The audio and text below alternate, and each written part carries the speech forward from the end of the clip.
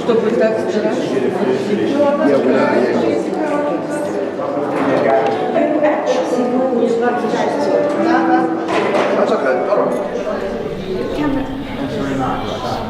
We can start serving drinks and rice. Yeah, meat and rice. Yeah, that's it. Yeah. G-R-A-Z-I. Grazie. Z-I. Or you can make it G-R-A-C-E. Grace.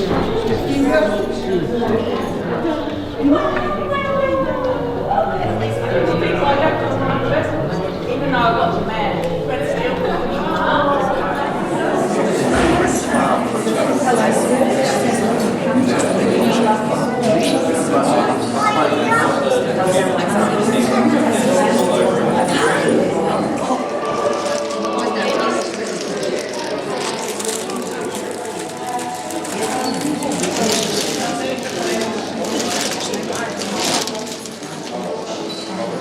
У нас Тавина.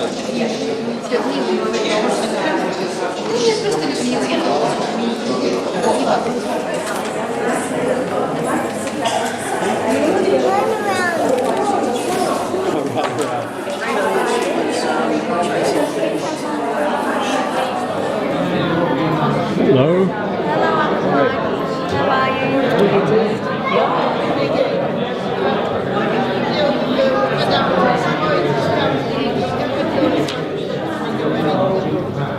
Jungle, what?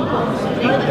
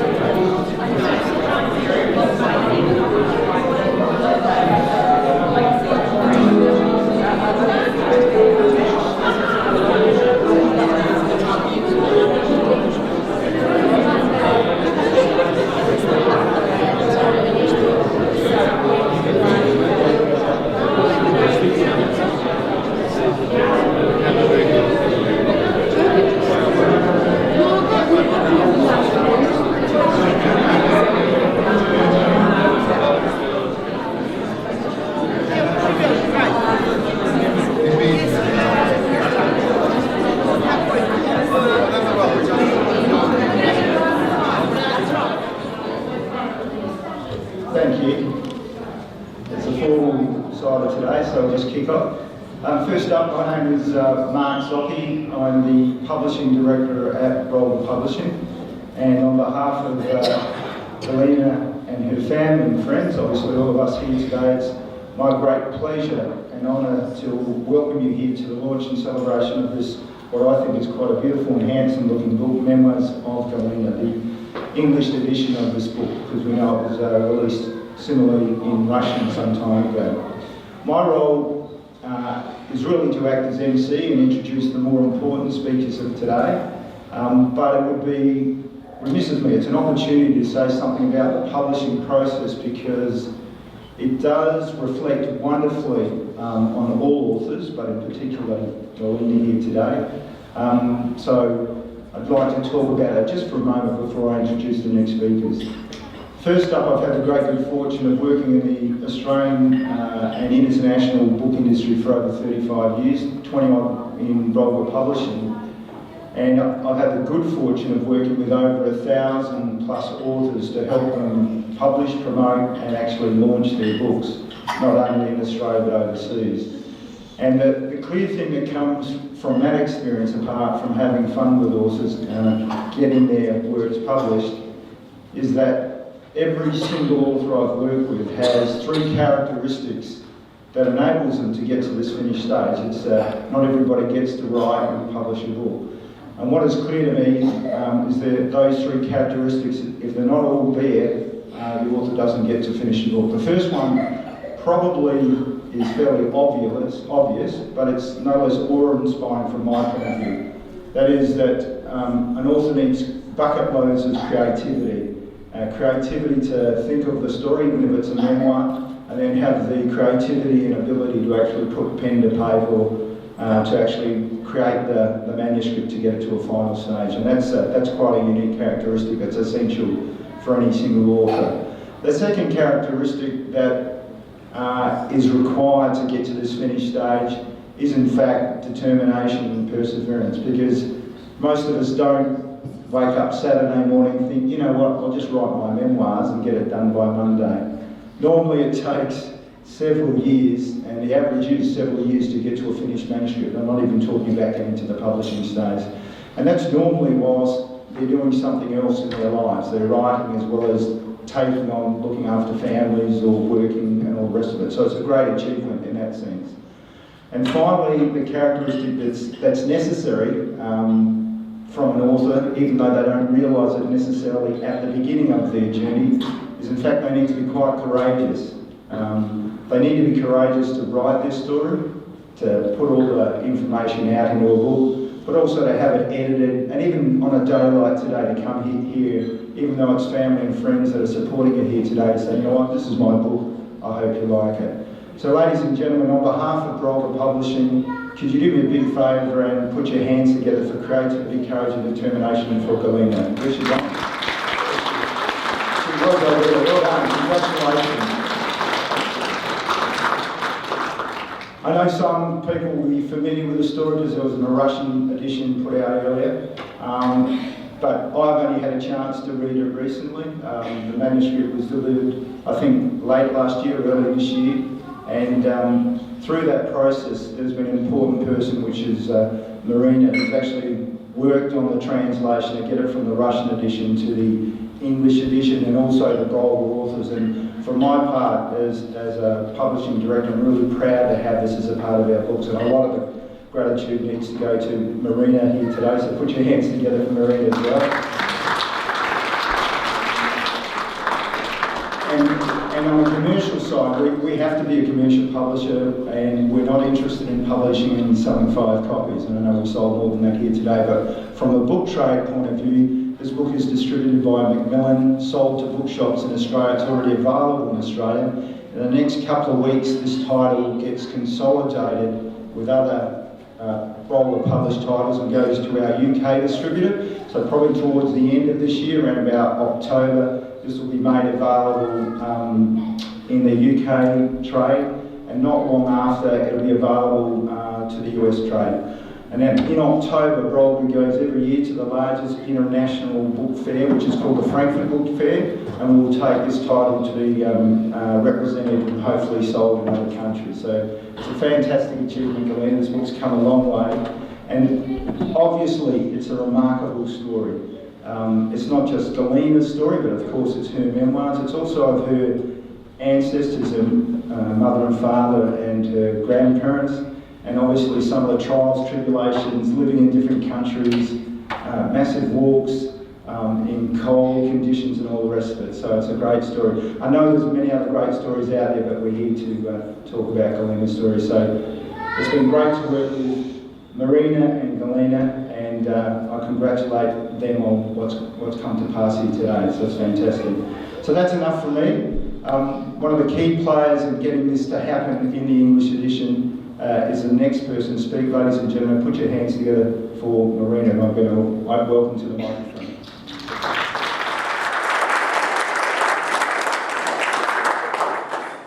Thank you, Mark.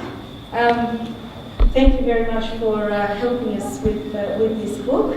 One of the people I would like you to thank specifically is Tara, because the translation of a book is not easy. You have to get the style, and then afterwards you go from a particular style to something that's more readable. So yes, I did translate the book, but I think I translated it from the Russian into a rather academic English, and then thanks to your choice of a brilliant editor, it's actually gone into something that's very much more readable. So it's absolutely fantastic. Look, thank you so much, all of you, for coming. Now, normally when you have a book launch, it's often nice to actually have someone who is perhaps well known, or someone who has had a specific influence in the author's life. However, looking at what the book is all about, it's very difficult to actually get someone who has been has actually had the entire gamut of her life. Because if we ask someone from the hospital part of her life, they wouldn't have had very much knowledge of the maybe the theatrical or the childhood or whatever. So this is why I'm talking about it. When I was trying to summarise the book, it actually sounded quite strange because there were just so many aspects of it. We're talking about the first part of it, which is early childhood in China. Now, for those of you who are interested in that part, Galina beautifully describes the celebrations of Easter, the celebrations of Christmas, from a child's point of view. So you've got the introduction to the Orthodox experience, but from a child's point of view, how it's actually lived. There are beautiful stories about China, but when China was being liberated from the Japanese, there are stories about, you know, how they were hiding out in mountains and things like that.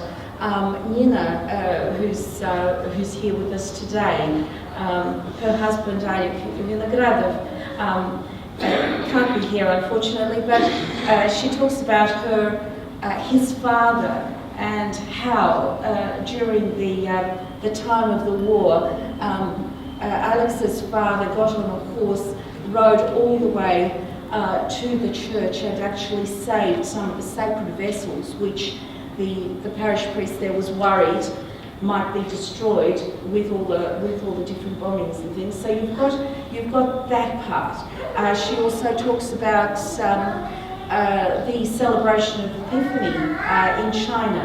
Now we know about Harbin and the ice festival in Harbin. Little do many of us realise that a lot of the beginnings of the Ice Festival, the sculptures and things actually had their beginnings during the time when people were building churches out of ice and coming from the different parishes and everything, and actually to the Sorgany River on the Feast of the Blessing. So, you know, we've got that part. Then coming to Australia, the help that our family had from the Catholic Church, from Father Andrei, Father George Branch. Unfortunately, Father George is too ill to come and join us today. But if it wasn't for them, we would just physically not be here. In the TV, on TV and in the radio, we have so much now about the refugee experience. We really feel for a lot of the refugees because this is exactly what we went through. And when my father was in a theatre and they were talking about where are you going to go, where do you go, somebody suggested, why don't you write to Father Andrei, who's in Australia, and see if we can help. Dad wrote to him. As a result of that, we got an invitation to come to Australia. From that, not only did we come, but family. Actually, I'd say that Father Andrei Penkov is responsible for a lot of the little kids who are running around here, because if it wasn't for him, we wouldn't be in Australia, and this entire family wouldn't be here. So there's a lot talking about them. Mum talks about the hospital, the beautiful feeling that she got when she was taken for her first job interview at Sacred Heart Hospital.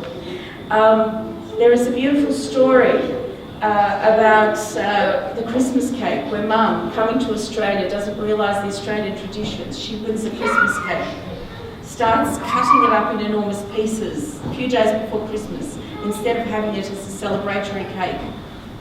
We have Sister, who actually baked the cake here. So it's just wonderful to see this. But we've got that part of life, the coming to Australia, the start of the working in Australia, working at Sacred Heart Hospital, working at Holy Cross Hospital. The love of theatre. I mean, as in theatre, I mean operating theatre. I spent all my childhood and early life listening in detail to operations that happened the day, during the day while we're trying to eat dinner. Believe me, I have a very strong stomach. I can eat my dinner listening to the intricacies of what Dr. Coleman did. Believe me. So that's another interesting part of her life. Later, she talks about social life as well. I'm delighted to have Conrad and Muriel here. They are the people, if you find the book, who introduced Mum to a poor brigadier who had to survive a Russian dinner. And they were having a lot of, you know, sort of fun and interest there. We also, so we've got many people here who are part of that life. Now, there are also a lot of people who are part of the Russian Orthodox parish experience. Galina also did a lot of work in the literary society, in the arts, to do with, yes, with a lot of that. So I think that there are a lot of pockets of Mum's life where people don't realise that there are other pockets that she's actually gone through. So trying to describe what that book is about sounds quite ridiculous because it actually has so many aspects to it. But in fact, that is real.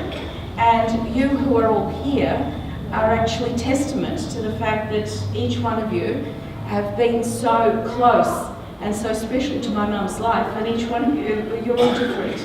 And yet this is something that she's been part of. So it's quite hopefully you will enjoy this book. I must mention that the original of this book in Russian was published over 10 years ago. But as well as that, there are many articles and stories that she has written that have been published in Russian. one of the things is that the Russian publishers are very interested in Australia. And she has actually got a brief to write about certain aspects of Russian life, Russian tradition, Australian life, sorry, Australian tradition, Australian culture. So, you know, when we're looking about, say, at even just one aspect that's in this book, just realise that a lot of other things that she's done is also published, but actually it is published in another language. I'd like to finish very quickly now, having sort of taken so much of your time. But one of the things that is coming out here, and also in the rest of her cultural life, is the word greed. Now, greed, given the fact that we have so many sisters here and father here and everything, greed sounds like a negative, you know. But there's also, it's like, there's another word for greed, I think, is this intense need not to miss out on anything, to actually enjoy everything, to actually encompass and take into you everything which you've actually got, and definitely not miss anything. So I'd just like to finish with one thing about my mum. Now, this is so typical of mum. And the fact that she does not want her hunger for absolutely everything. When I was pregnant with Ellen, our oldest daughter, Galina came to me and said, "Marina, whatever you do, don't give birth on Wednesday." Why not? Joan Sutherland's singing in La Traviata. Typical. Okay, so I'd like to thank you all for coming here, and thank you all for your attention, and just enjoy yourself. There will be nibbles, the bar's open, and enjoy. And thank you very, very much for coming and for supporting us. And now, my mum is going to say a few words. A few words.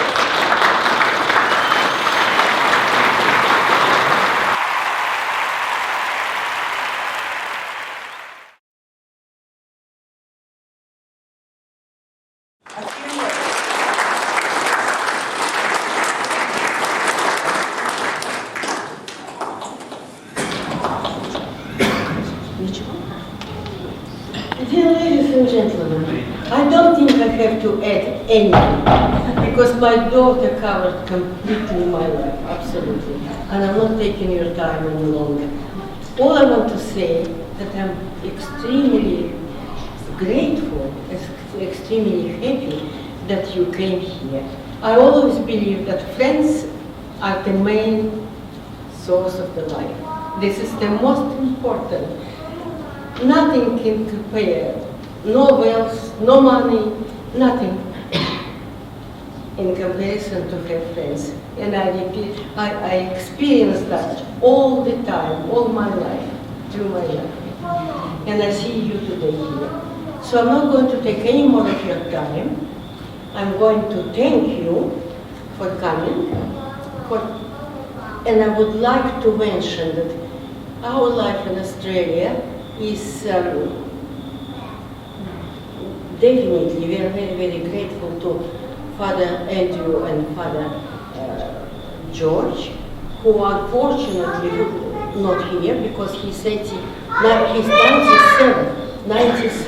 He said, as much as I like to be here, Galia, I can't physically.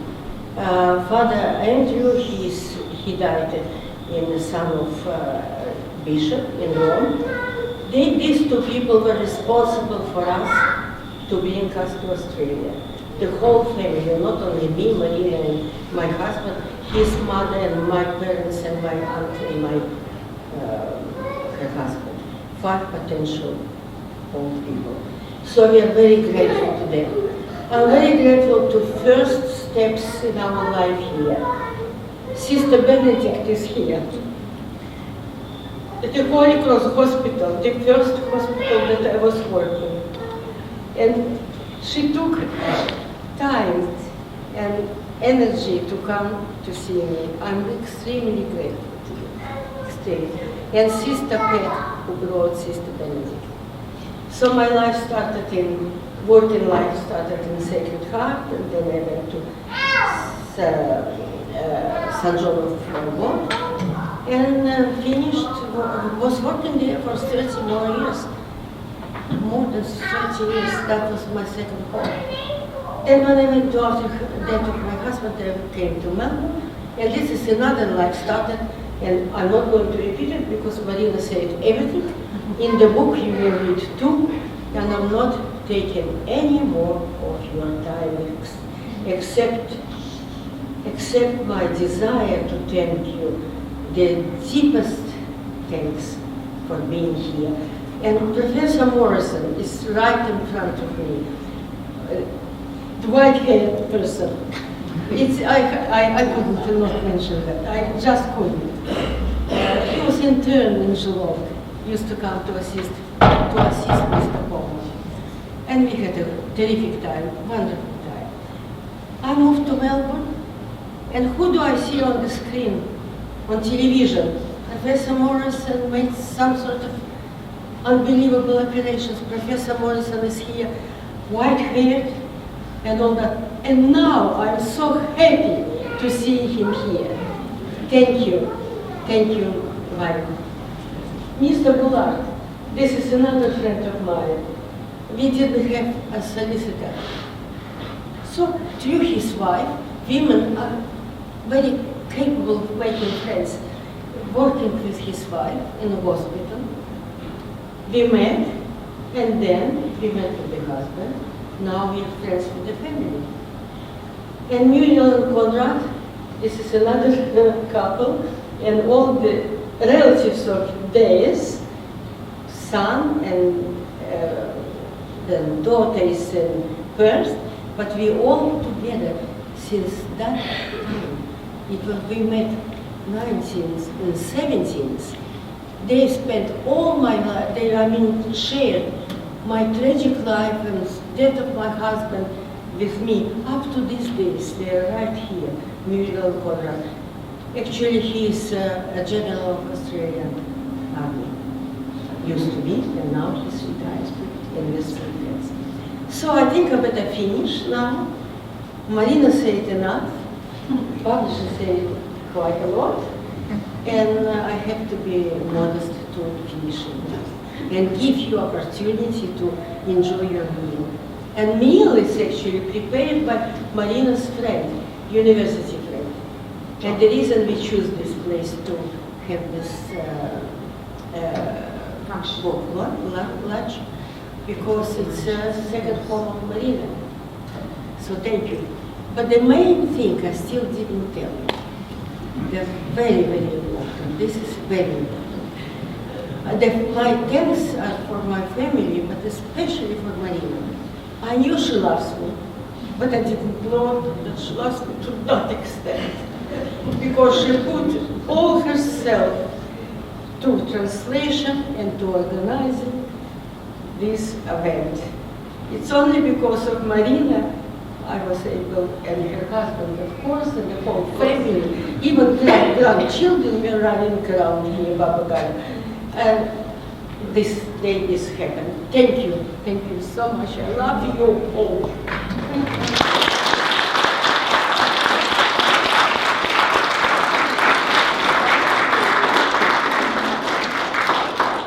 Well done, ladies, particularly Galina. Just finalising the formal side of tonight, or today I should say, there's two things that we need to do. One is the tradition with an Australian publisher is to actually say the book is launched. So to do that, instead of raising a glass, we want to put our hands together to now say the Memoirs of Galina, the English edition, is now officially launched. Well done.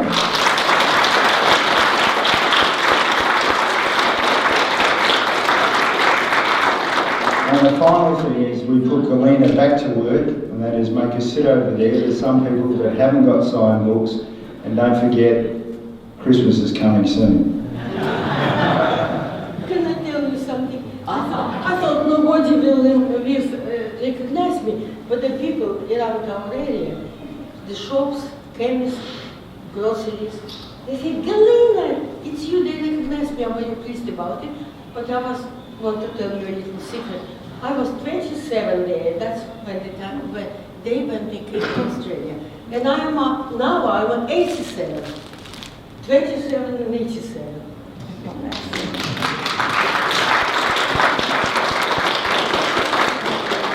Sit down and work. We've got to put it to work now. Will please stick around. We've got nibbles coming. Not lunch. Nibbles. And glass open.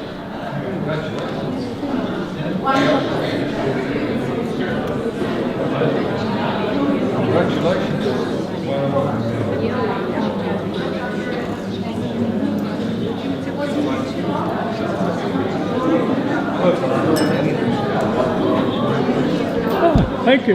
That's all right.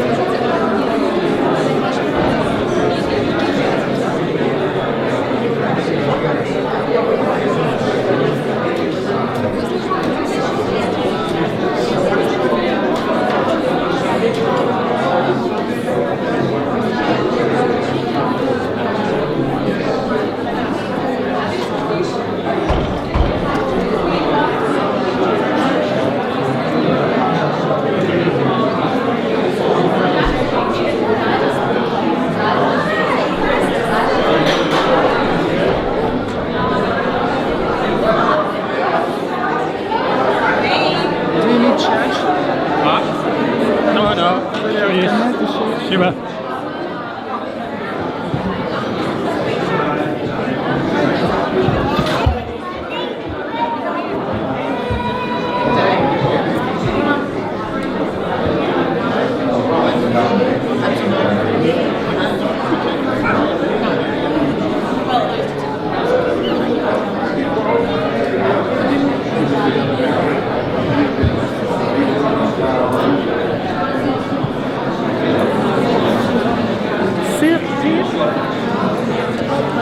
Можно это?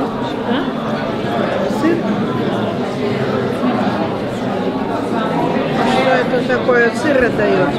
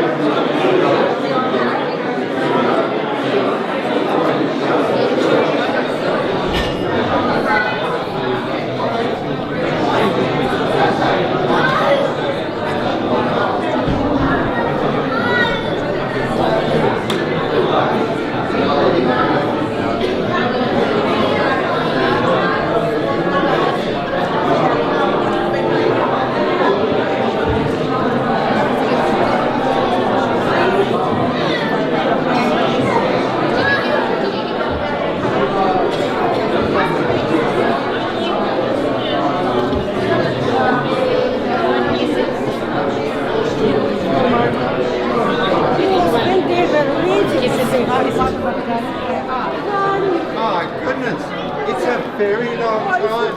It's not short. It's just.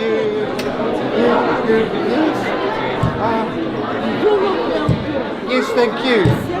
colour? Yeah, well, yeah, it's natural colour.